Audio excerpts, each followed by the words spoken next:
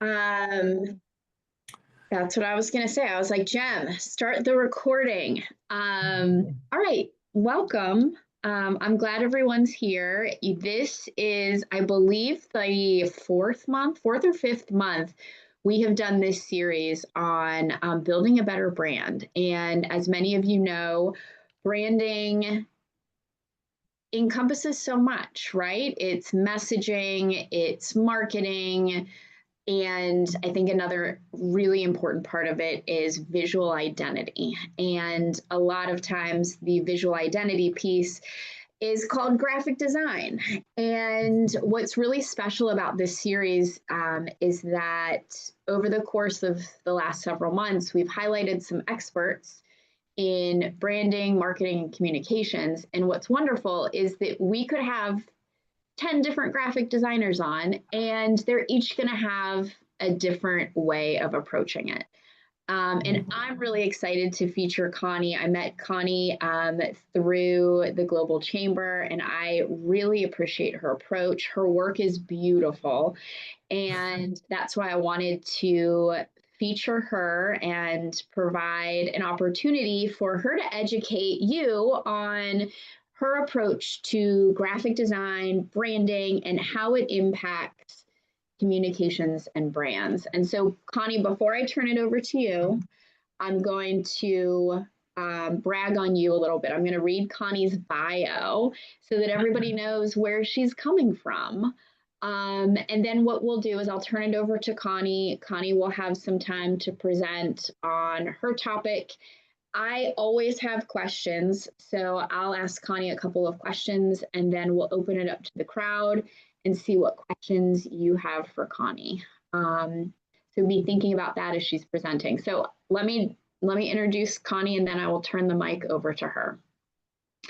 So carrying over 17 years of experience in visual communication, graphic design, and branding by working with several global and SME luxury, lifestyle, hospitality, and FMCG brands internationally, Connie has proven to be a successful, detail-oriented, and talented creative director who is always ready for her next challenge.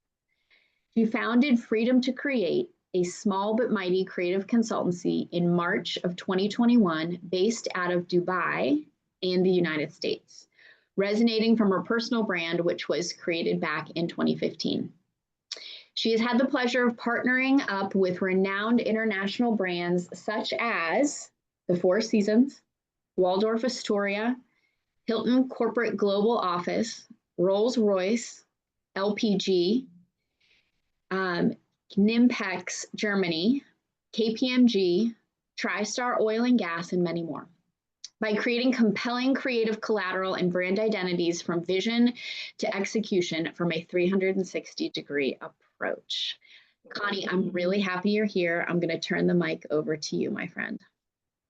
Great. Thank you so much. That was really well said, and you covered quite a lot already for my introduction. But yes, as Meg has rightfully said, it's actually 18 years now I've been doing branding and graphic design as a professional. So There you time is go. quick.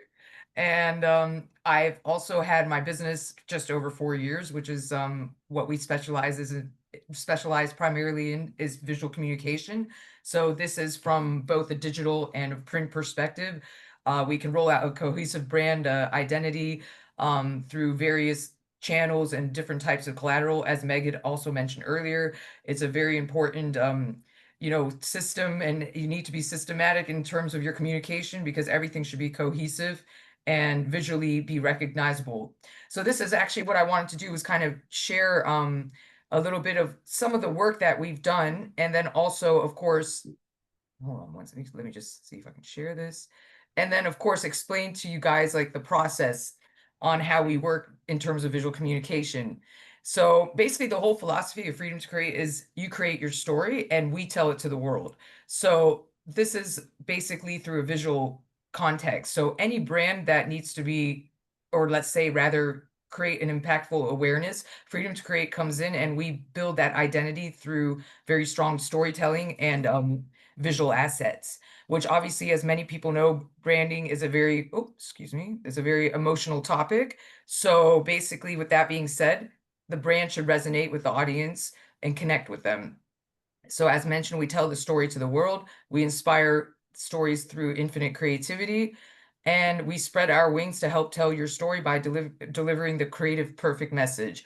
So basically, the whole philosophy of me as a creative director, I always believe that, imagery, words, and brilliant design tells the story, and it tells it in a very impactful way. But the most important thing is we need to tell the story with compelling elegance and simplicity. So sometimes people think, oh, okay, simplicity might be an easy way out, but it's not.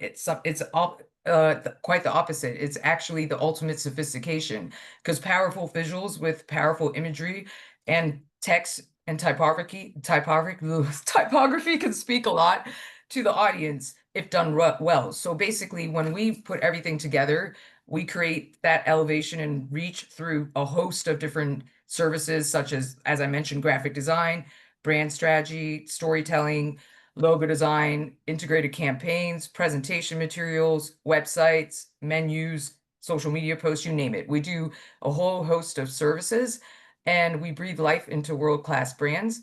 And how we do this is we can create a legacy, which is starting a brand from scratch. We can build the identity, and then we tell that story to the world. So either we can do brands from scratch, or we can even revamp or refresh existing brands that maybe need, a facelift, or they need to be, enhanced more in the marketplace. This is where we come in. And with that being said, as Meg had mentioned, we work with quite a lot of brands, and this is both on a corporate level and also on a small, medium enterprise level, entrepreneurs, you name it. And with that, here are some visual samples of what we've done. For example, luxury brands like a concierge lifestyle company. We've done some packaging, stationery, logo design. Same for a flower delivery service, which was a much more different approach, a lot more modern and bold. Payment application as well. So as you can see, we've done the logo design, websites. These are social media posts in the corner. Restaurant branding. So this is out of Africa, that a restaurant that launched. Italian restaurant in Dubai. So all kinds of collateral as well, and personal branding. And this is actually another subject which I think would be very wise to have a discussion on one day in this group, is about personal branding, because this is taking the world by storm, because it's very important to stand out in the crowd, especially if you're providing a service, or you're a business coach or what have you. So a lot of people invest in their personal brand, which is very important. um Advertising agency, luxury hotels.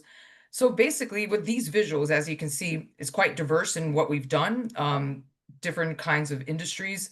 But again, this goes back to my point where I was saying the cleanliness, the sophistication, the elegance speaks a lot.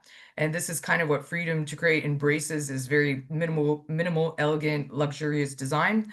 And it still can be modern, as like what you can see here, but at the same time, it creates an impact. And moving forward, as you can just see, just to give you an outlook on the type of versatility we can provide, these are just some other presentation materials, luxury brochures.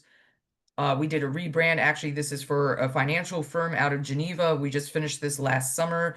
So we redid their logo, all their brand collateral, from a marketing standpoint, real estate and community developments as well, banks, newsletters. So as you can see, it's very diverse. And again, with that being said, I think also, as Meg said, like this is a good example. Is like when you go to the store and you look at a soda, for example. Like let's say I don't drink sparkling water on average, but I want to try something different. The packaging will speak a lot to an audience, So if you go to a store and you see something that looks really cool and it pops out on the shelf, and maybe it doesn't even taste good, but the branding looks very good, you're more inclined to pick it up, Even though if it's a one-time buy, you still pick it up.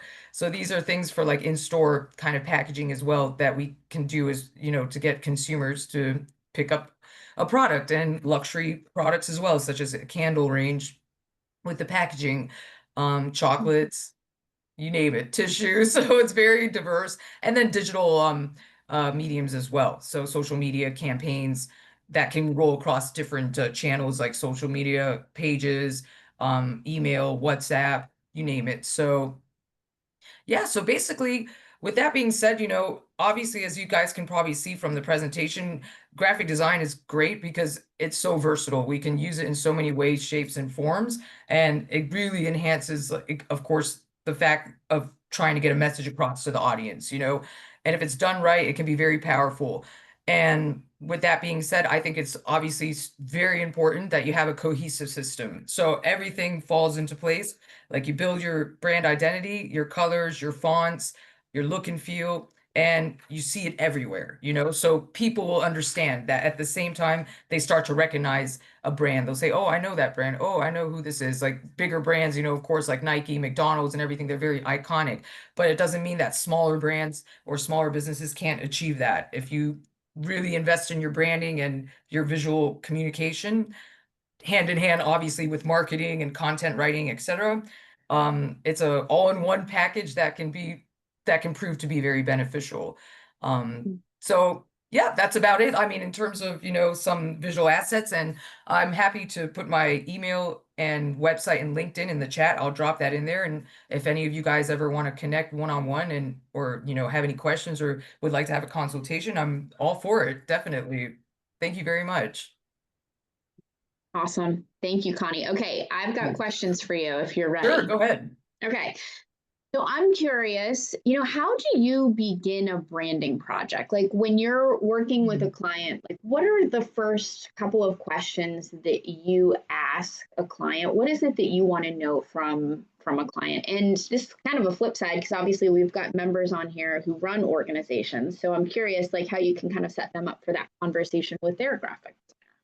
Actually, it's good you asked that. What I generally do is I have a questionnaire that I've kind of put together, and it really depends if it's like a product or a service. So the questionnaire will relate to either or.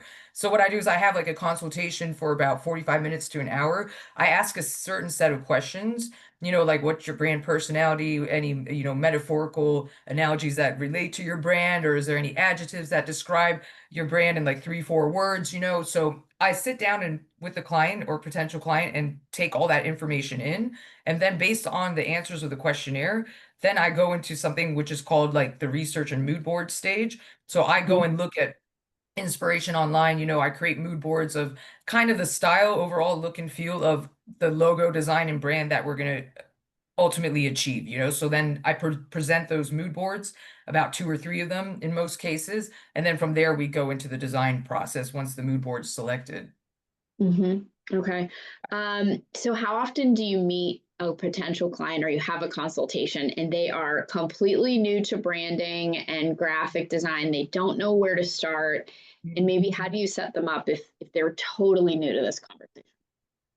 Well, it's kind of like, it's a guide, like we have to guide them in the right direction. So basically, for example, will explain the whole process and I'll say, okay, this is what we're going to do, kind of what I was just saying to you. So I'll say we do the questionnaire, we do the mood boards. After that, then we do the logo design presentation. From there, then we narrow down the logo design and then we start experimenting with colors. So I put like kind of a timeline, like I call it the big idea. That the big idea timeline is everything listed from A to Z on the whole process.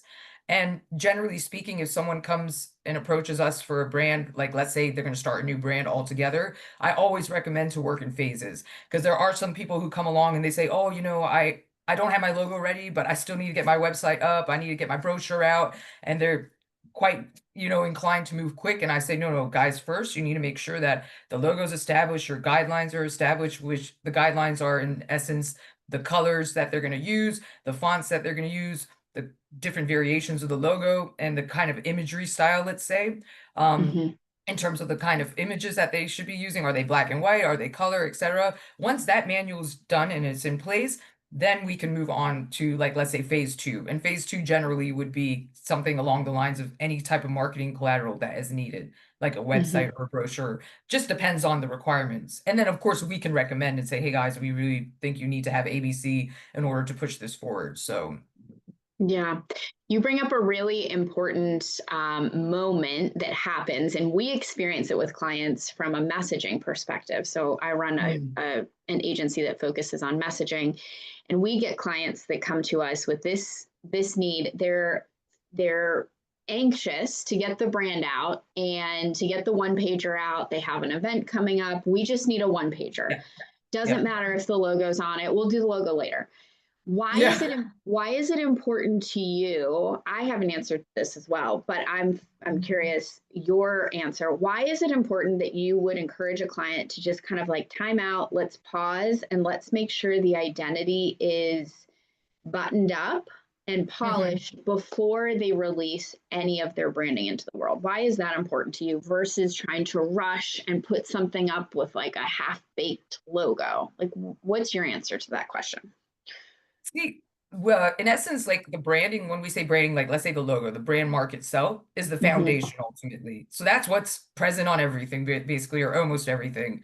So Mm-hmm. even if you're in your office and maybe you have a coffee mug, your logo might be on there, and people start to see it. And I might be like on Zoom having the same coffee cup and that logo's there every morning or something, and people start to recognize it. So it's the whole point about like what I was saying earlier, being recognizable and, building that foundation because it's like once the logo's done, I mean, I'm not saying it's like set in stone for life, but once you have that logo done and start applying it everywhere, that's what people start to recognize. And so if you go out and maybe start publicizing your brand with like, let's say a temporary logo, and then 1 month later it changes, it confuses the audience too, because they're like, Yeah. oh, wait, I saw these guys before, but now all of a sudden it's only been a couple weeks and they've changed it already. So it's like the whole, saying first impressions count. You go out there, have something solid, and then once that is solidified, it's easy to build on. Well, I wouldn't say the word easy, but it becomes more streamlined because it's like a Yeah. building foundation. You lay it out and then it builds on top, from there. It's the same principle because it Mm-hmm. needs to be iconic. Branding ultimately it's iconic, so it has to speak to the audience, but consistently as well. Mm-hmm. Yeah. Yeah, I mean, I know we talk about it from a messaging perspective. We talk about, naming and logo and tagline in as like, those big pillars, because you're Mhm. really educating people. Like it's really like Yeah, that logo is your first point of education or relationship building, so that every absolutely. time they see it is another point of education or relationship building. And if you're switching it up or you put something out and then you change it up 6 months Yep. later, like you're starting the education process all over. You're starting the school year all over again, so Absolutely. to speak. You're right. Yeah. And also it's like miscommunication because then the people get confused and Yes. then they might even think, oh, is that an entirely new company or a different company altogether? So I totally Right. agree. Right. So obviously you are creative. You're probably a you've probably been creative your entire life. I'm curious, how do you balance your creative freedom with a client's or an organization's business goals, feedback? Like, how do you balance the two so that you feel like both, you're happy and you feel content as a designer and with the product you're putting out there, but you also know that the client's happy? I think at the same time, of course, ultimately with a business or whatever your goals are, we all need to get a return on investment. Like this is like what we're all looking to do. So this is something Yes. where we call it more functional design, I guess you could say, where sometimes in certain instances there might be great designs out there, but they might look pretty, but they're not bringing in the money. Like it's like for some reason maybe there's a roadblock and like they're not attracting the right audience, the revenue isn't coming in. So we always look for ways that obviously are to standard with today's technology. For example, the reach should be there. Obviously understanding the market, the researching the particular industry, and work together with the client to make sure that these designs, of course, are creating an impact and reaching the audience, because there are times of course where companies or clients come to me and they come from maybe a financial background or a software engineering background, which is way out of my realm, but then I have to understand better the industry and sit with them and say, hey guys, do you have any information you can send me that I can do my homework and then build on that, and we work together to deliver the right message. And Mm-hmm. just recently I did a personal brand for an educator, like a top educator in the Middle East region. But Mm-hmm. of course, I don't come from an educational or teaching background whatsoever. So she sent me a bunch of different publications and blogs that she's written, and featured magazines where she had an advertorial or editorial. And based on that, I just started reading up and then sat with her. And I always say to everybody, ask questions. And it doesn't even matter whether it's a branding professional or whatever we are, whoever, what we do in our lives, asking questions is the most important thing, because the most Mm-hmm. like information I can take away from working with Yeah. somebody, the better that obviously the results will be. So Yeah. definitely. Yeah. You brought up the example of the personal branding. I'm curious if you can, Mhm. I mean, obviously the samples you showed us at the top of the presentation, you have beautiful work. You have a very Thank you. distinct style. It does have that, I wrote it down, compelling elegance and simplicity. I think that's true for Mhm. your work. Can you walk us through a recent project that you did where the brand identity and the work that you did really helped transform the business? And I know obviously you don't know all the details of the business, but even just the owner or the founder confidence level too, because that's going to be important to their business development. But where can you kind of walk us from beginning to end through a brand identity project? I could give you, it was actually in the presentation, a good example was the Yeah. SFM, the Oh, financial firm. So they yeah. are located in 6 countries around the world, like with their headquarters in Switzerland, in Geneva. So Yeah. we were approached by them last summer and their branding was pretty bad, like to say the least. I'm just going to be polite, but So they had, I'm curious, what's pretty bad branding to you? Like just I was just generally about to, speaking. yeah, I was going to explain. So very, let's say dated, like from the Okay. 90s, not on trend, looked amateur. You just like not Okay. polished. Yeah. So they went through the whole pitch process. So for those of you who don't really know what pitch process is, it's basically you compete with other establishments, like maybe 2 or 3 establishments, submit some prototype designs if you're willing to do it, and then they will, select the ones that are the strongest. So I personally haven't worked with many financial institutions. So long story short, we went in with the pitch process because it was summer. I said, it's quiet. Let's just do the challenge. And we won the pitch, which was awesome. So then after Yeah. that, we did the rebrand. So we started out with the logo design, we refreshed it. Then after that, we started working on all like a bunch of collateral. So I remember once all the brochures and the flyers and everything were done, the owner, he said something to me very powerful one night. I remember. So he was one of the shareholders in the organization, and he said, "Your work is better than Leo Burnett." And I've never had somebody like say such a Mm. powerful testimonial. And he's like, "I don't have any other words for you. All I can say is your work is even better than Leo Burnett." And Leo Burnett is like one of the top class advertising agencies in the world. So I was It's like, amazing. that was very cool and powerful to hear. But at the same time, I was very proud because coming in, some people will turn a blind eye sometimes and say, "Hey, well, you don't have much experience in finance or real estate or what have you. So we're going to work with a company that has that experience." But then we came in kind of out of left field and they still gave us the opportunity, which I was Hmm. very pleased about. And that kind of goes down to me saying it's all about your skills and your talent. It doesn't mean like just because a certain company or a certain person hasn't worked with a specific industry that they shouldn't have the opportunity. So that was great because I did miss out sometimes. I've had people say, "Well, you don't have that much experience in finance or tech or what have you." So then they end up selecting another organization. But I think, that goes without saying that you should give an opportunity because that was a good experience to have last summer. So yeah, I'm pretty proud about that moment, I guess you could say. Yeah. So what did the scope include for you? So if there's someone listening to this and they're like, "Ooh, that kind of sounds like us," like we haven't redone our branding since the 90s. Like what did the scope include for you? Like how did you go about reinventing? What did it include and what maybe it didn't it include? Well, I guess when you say scope, they just said they knew it was time, like the management, and said, "Listen, we really need to, we don't want to lose the essence of the brand, like not change the name or anything or the Yeah. values, but we need to visually enhance it and bring it up to the times," which was Yeah. very obvious. So then what we even did was like, we did comparisons. So then once we did the logo design, like the refresh, we compared it to the old one. And then, even did votes, like focus groups where people would vote and give their opinions and stuff and see which one was the Mm, strongest. Then after that, once the logo was established, then we created the collateral. So let's say, for example, email flyers, brochures, we did some print flyers, things like of that nature. And then we compared the collateral that we did to the old collateral as well. And we put it all up like on this mm, big digital board and shared a link and did an online review.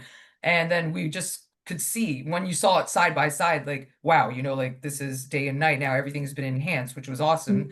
mm, And of course, maybe the collateral that they had done worked 15 years ago, but now when you see like the difference between what we Yeah. did last summer and then like 15 years ago, it was day and night, but it was impressive because at the end of the day, the everything is evolving. No matter what we're doing, like Yeah. you have to always keep up with the trends. And design is a topic that is always changing. So even with logos, as I said earlier, it doesn't mean they're going to be set in stone for life. It's going to come maybe a time where 10, 15 years down the road, you're like, oh, okay, I think it's time that we need to, reinvent ourselves or like enhance ourselves to be Yeah. part of the competition. So that's very important.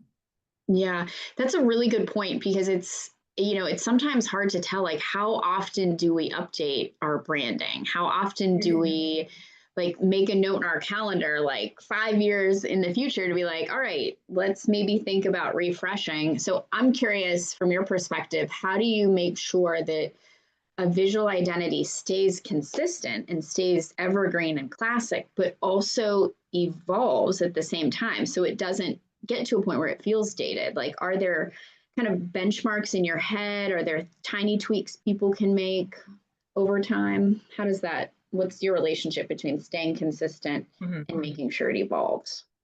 I mean, it's a very good point what you said. I think it really also depends on the industry and the Mm, service or what type of brand it is, because some brands like let's say some industries like say sodas like Pepsi, Coca-Cola, their logos are timeless, but you can see that they, even though they keep the same shape and visual like colors, they just slightly enhance them, according to like this day and age. Like they look a lot more modern than they did 10, 15 years ago, but they still maintain the essence. So I think it all depends on A, like the industry, and then B, of course, when creating the design, how timeless is it? So like for example, my Freedom to Create logo, I've had this like 10 years already. I haven't changed it.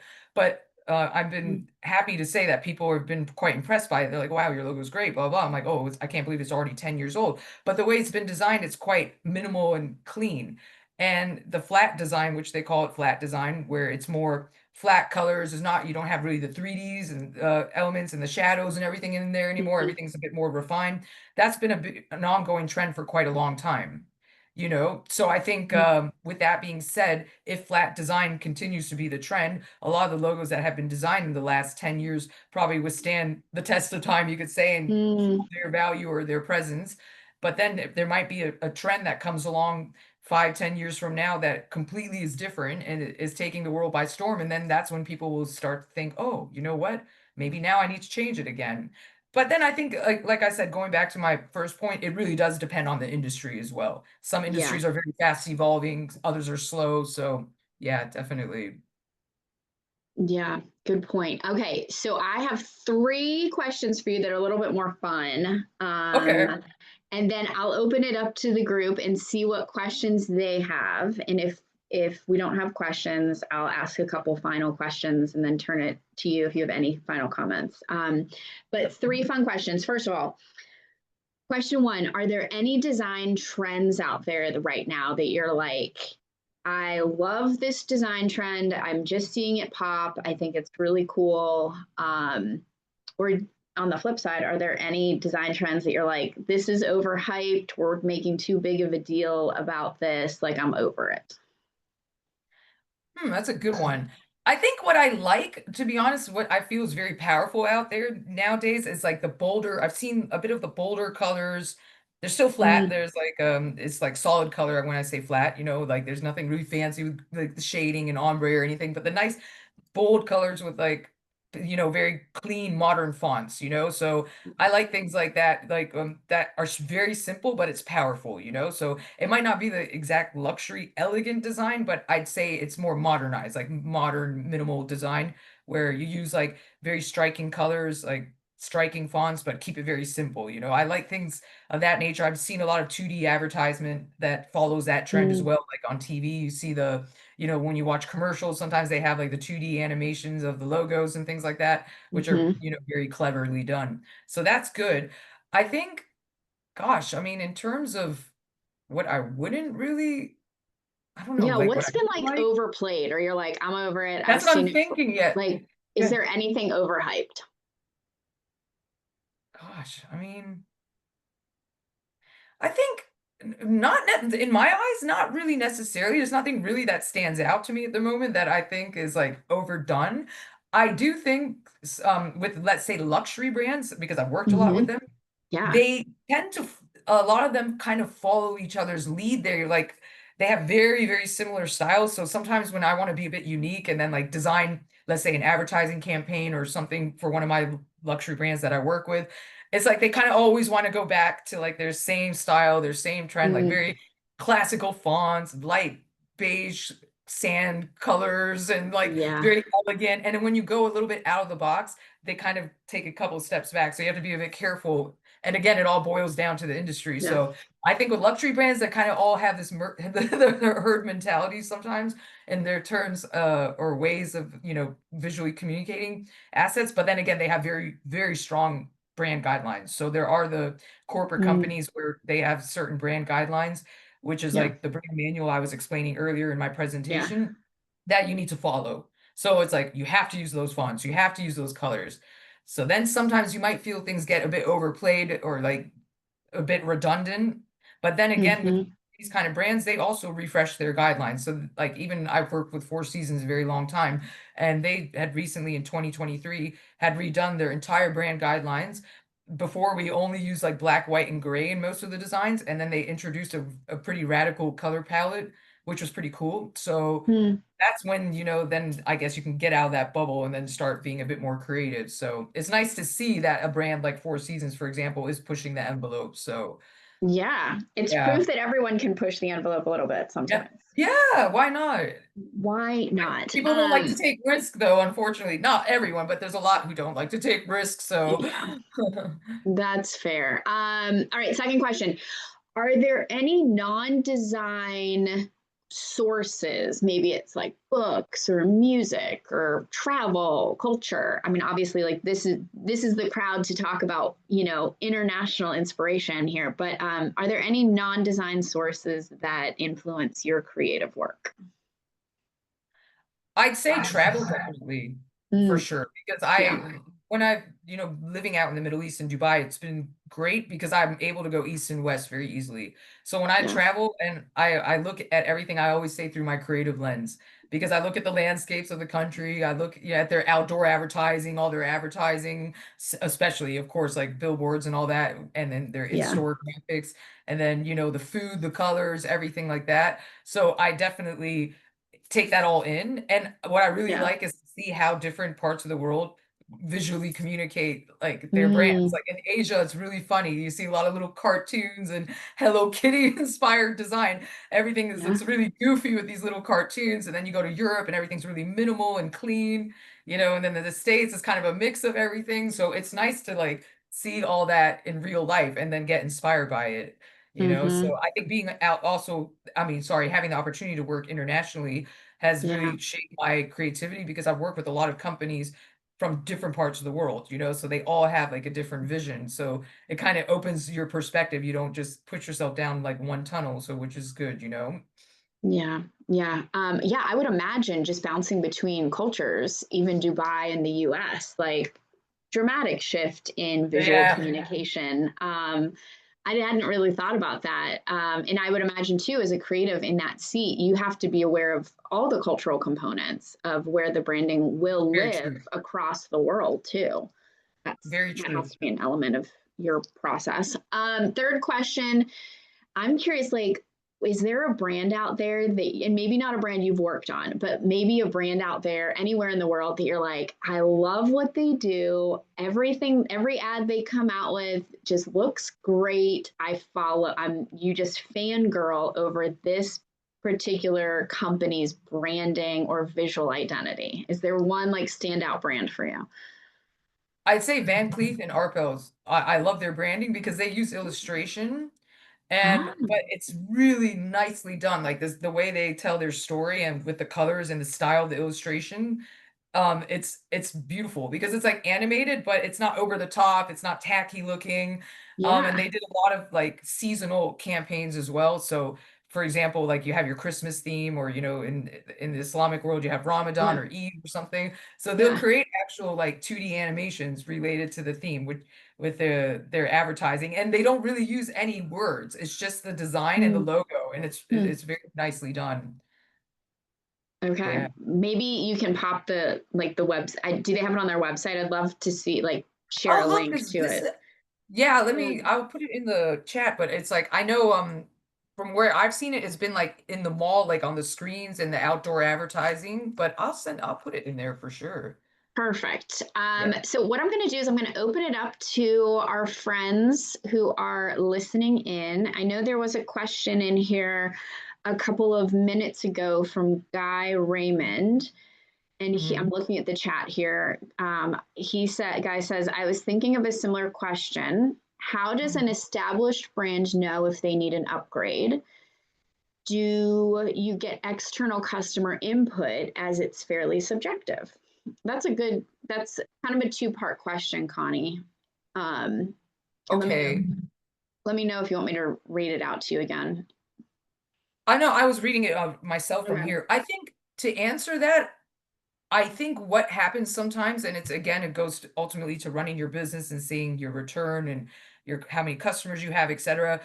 I think sometimes businesses, when they approach, like if they're already existing, that is like related to the question, and they see maybe there's some kind of slowdown or something's not working, or they're not as present as they were in the past. Like, let's say not were present, but let's say actively known as they were in the past. Maybe they're getting less leads or contact. They might start to question their branding, like the business owners or what have you, and say, hey, you know what, I wonder why people aren't reaching out to us. Maybe our communication is dated now, or not on par, or maybe we need to switch the gears a little bit. So that's where then we would come in and kind of see what they're currently doing through their storytelling, and suggest like, hey, by the way, do you need to refresh your brand? Or we would tell them like, maybe you need to refresh it, or maybe keep what you have, but maybe we just enhance the tone of voice or the content writing. So it really depends how you look at it. So it could be maybe, I guess you could say, a small fix, or it could be a larger scale Mm. where you have to kind of relook at everything. But it all depends, obviously, again, on the industry, what the competitors are doing. So you have to, of course, analyze all that, see what others, how they're portraying things out there. And then, then we compare everything, and then we come up with like a strategy and say, all right, this is what we think you need. And then we go from there. And as I said, even earlier on today, building everything in phases. I always believe a step-by-step process, because I'm not the type of person to go out there and try and sell a huge package to prospects and say, you need everything, let's do ABC. No, like I think it should all be in stages and then build from there. Mhm. Yeah, that's a good point too. And just to kind of riff on that for a second, because I know sometimes in our world, people think like, all right, that maybe a client has come to us and business is a bit snoozy, things are slow. Like they Mhm. come to us and they're like, we need to refresh some of our marketing messaging. And that might help. I think sometimes it can be a lot of pressure to be like, well, if we get a new logo, we're going to see 10 times return. And that's not Yeah, necessarily the case, because it's the same way with messaging. It's how you use it. Like you have to still use your logo and your messaging, your new brand identity. Like you still have to activate it yourself. I think yeah, the best part of that is teams get so excited when they do have a new brand identity. Like when you show your team, especially your sales team, if you show your sales team a new look and feel, like they will get excited for the product, and yeah, that's helps get you to the very next true. level of sales. So it's not one of those things where it's like, well, once we redo our logo, we're going to make 10x. It's really how new Yeah. identity moving. No, you're absolutely right. And it takes time, to set in. Like it's like people, human beings, not everybody likes change even sometimes, so it's Yeah. sometimes like that's why I think a lot of business owners are a bit apprehensive even when it comes to branding, unfortunately, because they think, "Oh, am I going to do the right thing? Is it going to connect to people, or did we make a mistake?" And and then you have others that are very ambitious, and they're like, "Okay, I want to keep up with the trends and let's do this," So I get like the best of both worlds. And that's why I don't even like to even have like set packages or like rate cards or anything. Yeah. I do the consulting, see like what works for that particular company or individual or what have you, and then we propose an strategy or like a action plan after that, you know. So I Yeah. don't see any one brief that's the same. Everything is unique. Yeah. Yeah. That's a good point. Does anyone else, I'll just leave it up here for a second to see if anyone else has any questions that they want to pop in the chat, or if you want to raise your hand and ask a question. I want to be respectful of time. We normally try to keep these conversations about 50 minutes. Chris Mhm. Bennett. Hi, Meg. Chris Hi, Bennett's here Connie. from Nice to London. meet you. Hello. Chris. Nice to meet you. I'm in Hi. the same game as you, so let's just put that up front. Look at me, I'm not exactly as young as you, or as pretty. So I've been doing this, I've been a graphic designer, if you like, for the best part of 40, well, probably more than 40 years now. So That's I've impressive. been seeing I've seen an awful lot of movement in the whole of the industry. If you take it back, I'm pre-computer, so I'm that old. So I've seen the computer come along, and I've seen everything moving sort of and everything gets faster and faster. And now we're accelerating into AI. And I've got a ton of questions for you, but we haven't got time. So I wanted to ask you, what do you feel about AI, and are you using AI? And if you're using AI, how are you using AI? I like how you said AI multiple times. No, but I mean, to be very honest with you, with AI, I am not a big fan. I'm being very sincere. I kind of I like to do things the traditional way, you know. So when I do my research, for example, I go and look on different websites. I go on Pinterest. I look around like and do my own digging. I think with the only instance I probably use AI is like Chat GPT if I want to ask a question, if I'm like stuck on something or I'm really have a creative block. For example, I was doing a rebrand of a cosmetic brand last summer as well. And we were trying to, you know, see what kind of backgrounds we wanted to do the photo shoot in for the products, like the lifestyle shots. And I was stuck. I was like, my gosh, I don't know what to do. Like, and so I went on Chat GPT and I was like, if I'm trying to promote a skincare brand, what would I use as a background? And then it started spitting out all these different textures and everything. And then I was kind of like, whoa, that's pretty cool. So I think to use it as a tool, sometimes Yeah. it's good, but not to replace like the human creativity. And especially The, with branding, because with logo yeah, designs, yeah, yeah, it the can thing, make the some thing, pretty, sorry, go ahead. yeah, no, I was just going to say, because I find it fascinating. Of course, I agree with you 100%. Let's put that. I'm totally there, right? Mhm. But it's coming, and it's coming fast. It And is. It is. certainly, I'm fascinated to see where it goes, because they're already there and have been for some time now. You know, there are courses out there that are teaching the creatives how to use and engage with AI. You'll know this, right? I mean, it's scary, but whatever. You can go to AI. I can go to AI and say, give me a logo of blah, blah, blah, blah, blah, blah, blah. And it'll generate me a logo. Yeah. And it'll generate me hundreds of these logos. And now it becomes a process of saying, okay, now I want to direct it now to do what I want it to do. You're a creative director. I'm a creative director. Mm. So, you know, in the past, in a sense, we would do exactly the same thing with human beings. So I would ask a team of designers. We would have a brief, just like you said.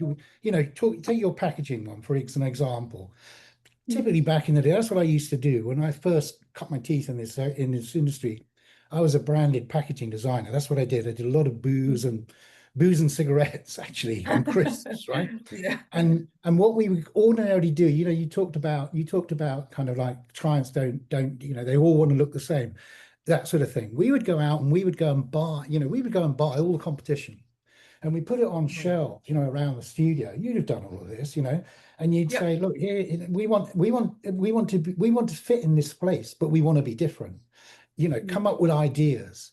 And then everyone goes away and they come up with ideas, and everyone comes up Yeah. with lots of little stamps and all the rest of it. And then it's your job as a creative director to then tease that into ways and wheres you want to go. And then you're going to drill it down, and then you're going to take it to the client. You're going to present that. My point, I suppose, is really that AI, in a funny kind of a way, is doing the same thing. That's what's scary, I think. Yeah. Well, I shouldn't I have know said what you're that, should I? saying.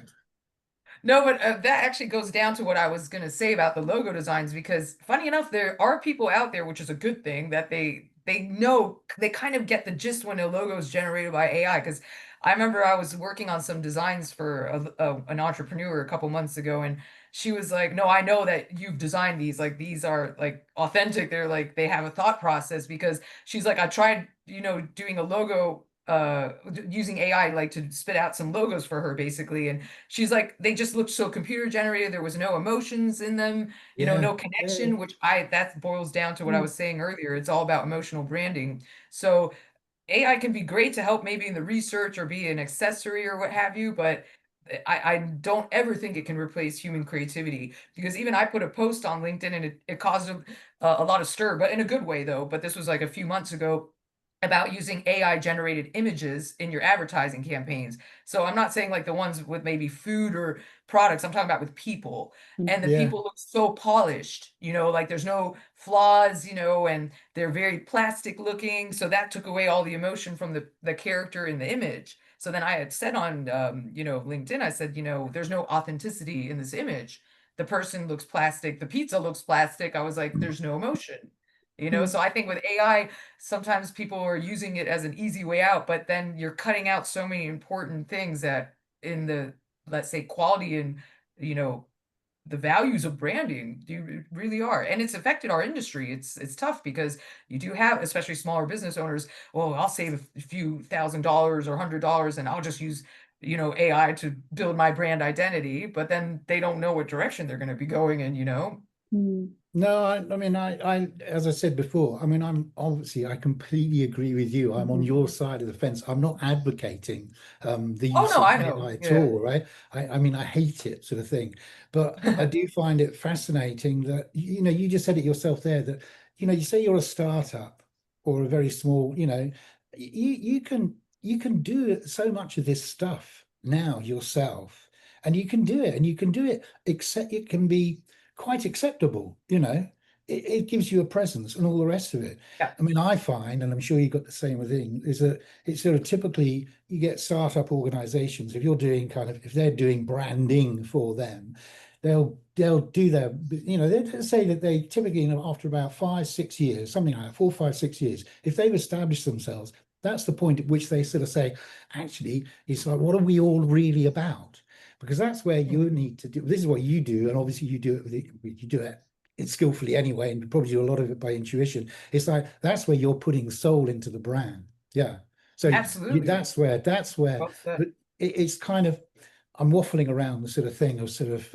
Anyway, I think your work looks great. So No, thank you. No, but what you're saying, soul, you said the exact right Mhm. word. That's Well, yeah, true. and I mean, it is so important, isn't it? Meg knows this because Yeah. we've talked Mm. about it. I mean, it's like, for me, the most important part of the brand is its soul. It's what makes it Mm. tick. And as you said in your presentation, it's your job to bring that to life, and that's what you're Absolutely. doing. And if you Yeah. can bring that to life in a way that then resonates with your customers and all the rest of it, it's like you got a win-win-win. You got win-wins all over the place.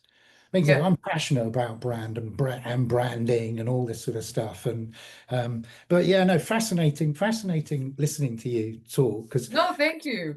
I so really much enjoy that, it. I mean, to be honest, like it's all I know. It's just sometimes like when you hear AI, you almost get a little bit yeah, I intimidated because know, I know. It's like, but okay, I'll give you another one before I'll bug off in a minute. You mentioned that I wanted to know what you felt about pitching. you know what? I tend to steer clear of it because I'm being Yeah, very honest, because we are a small business, like very small, I would say, but every cent counts, even though of course we do our work with passion, but we have to think about, the time and effort spent. And unfortunately with pitches, in some instances, you don't get paid, so you do the work, yeah, I and know, I a know, large I scale know. pitch, and Mm. if you lose it, or they disappear on you, it's a risk, so I'm not a huge fan. But then at that time when I mentioned that example, it was summer, and especially I was in Dubai last year in the summer, and I said, it's a bit slow. The market is very slow. People go away for the whole summer. So I just said, hey, let me just use our time wisely and give it a go. But other than that, no, I don't really do it much. Don't Yeah. worry, don't worry. We've all done it, and it's been a hot topic. I don't know what it's like on where you are, but certainly where I am in the United Kingdom, it's been an ongoing debate that's been going on for year after year after year after year. Why does anybody pitch? You shouldn't have any pitching. There should be no need for any pitching. I It's think not so too. It's like you can prove your work, like your worth or your work through your website, the presentation, yourself as a person, the chemistry, all these factors. So yeah, that's why networking is great, because it's like kind of pushes pitching out the window. You're out there showcasing your business, yourself, the face behind the business. People get to know you. You can do consultations. Like I said, even with the branding consultation, I don't charge for that. I can ask questions, take the information I need. If I feel we're a right fit and, we can work together as two organizations, then we go forward, so yeah, I'm glad that you feel that way. But I'm very impressed by you, Chris, because you've seen the whole industry evolve for so long. So it must be fascinating, It's scary. Getting old is not fun. But you keep going. Do you know, if I asked you, do you know what a rotring pen is? Actually, I don't. No, there you go. I know what a Rolodex is, but not that. Before computers, we had pens called rotring pens. You look it up afterwards, and these were like what architects and people used, and we created all of the artwork. So when you do your packaging design, of course, none of it saw the light of day on a computer, right? It was everything was hand generated. Was it the one that almost looks like a compass, kind of like you spin it around? I think now that you're saying it, I'm gonna go find one now. While Chris goes and finds that, I just want to say thank you, Connie, for being here. This was such a great conversation. Can you see that? Oh, there it is. Can you see that? I just wanted to show you, right? So can you see that? Yeah. Right. That was done. That was all done by hand, probably like 35 years ago. That's a visual. Right? Yeah, before computers, so vintage. Right? It's crazy. It was crazy. It's amazing. It's like it was. Anyway, sorry. I just thought it was amusing. Right? No, I mean, we'll just sit here and go all day. I'm sorry, guys. But thank you, Chris. Connie, I'm so glad. I mean, I'm so glad you two do practice graphic design and branding in a very similar way. So I'm happy that you and Chris connected. Connie, thank you for your time today. Any final words of wisdom, aha moments before we part? I just would say, I think for anybody, whatever service or brand or personal brand or what have you, do invest even in your visuals, and I'm not saying it just because I want to make money. I'm saying it for your own good, because now everyone's online. So, for example, you go on LinkedIn, you have a LinkedIn page, maybe you want to promote your business. If the visuals don't look up to standard, people who are more educated or looking for a service, they might steer clear. And it goes with your website, everything. So I think the visual presence should definitely be polished. And it doesn't have to cost a fortune. It doesn't. It's just whatever is needed for whatever industry or service you're providing. It can be tailor-made. So I think, yes, invest in your visual communication, because that goes hand in hand with all the marketing and storytelling aspects. Yeah, perfect. Awesome. Great advice. We will be back. So our next conversation in this series is Friday, July 11th. We're actually going to be talking about link building, which is one of those things that I'm sure you've heard about but don't know much about. We will talk about link building. Doug or Jem, any final parting thoughts for our friends here? What do you think, Jem? All good so far. And also, I like the topic also about the graphic design. So, yeah, it's great. Also for me as just starting to designing, because I'm not really into graphic design, but it's really good to learn from Connie. Then feel free also to check out our event calendar for Global Chamber, and I'll be putting the link for the next marketing roundtable. Awesome. Thank you, Jem. Thank you, Doug, for championing brands and building brands. So I appreciate that. This was a really good one. I really enjoyed the conversation. Loved the depth. Loved the topic overall. Thanks, Connie. Thanks, man. And thank you guys for having me. I guess you could say spotlight or what have you. It makes a difference. I appreciate it. Thank you. Of course. Awesome. Well, thank you for joining us, and we will see everybody next month. See you. Thanks, everybody. Yeah. Thank you, Connie. And thank you, Connie. Thanks, Chris. Really good discussion. Cheerio. Hi, Doug. Cheers, Doug. Bye.